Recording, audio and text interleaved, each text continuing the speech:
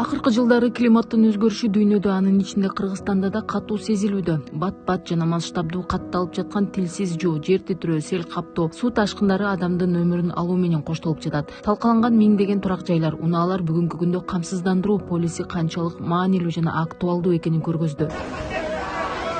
Президент Садыр Жапаров дагы Оштогу селден жабыркагандарга көңүл айтуу менен бирге жарандарды турак жайларын камсыздандырууга чакырды.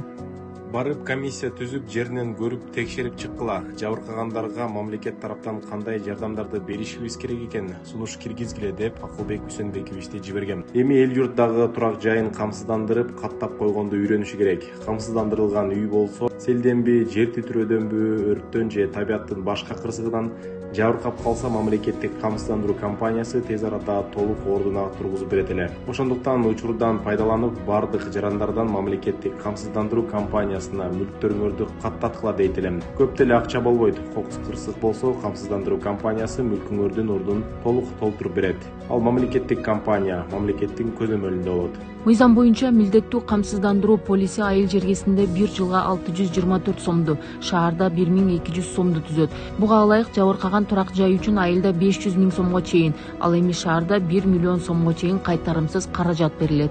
Ден соолугуна мүмкүнчүлүгү чектелгендерге жеңилдиктер каралган. Унааларды камсыздандыруунун базалык тарифтери 1680 сомдон 2500 сомго чейин жетет.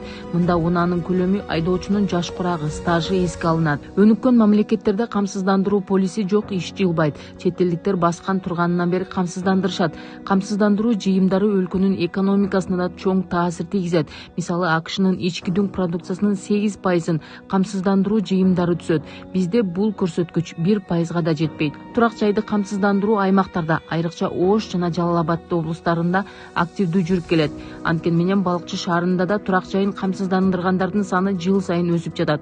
Маселен, 2023 жылдын 6 айында 164 турак үй камсыздандырылса, 2024 жылдын ушул мезгилинде 183 турак үй камсыздандырылган.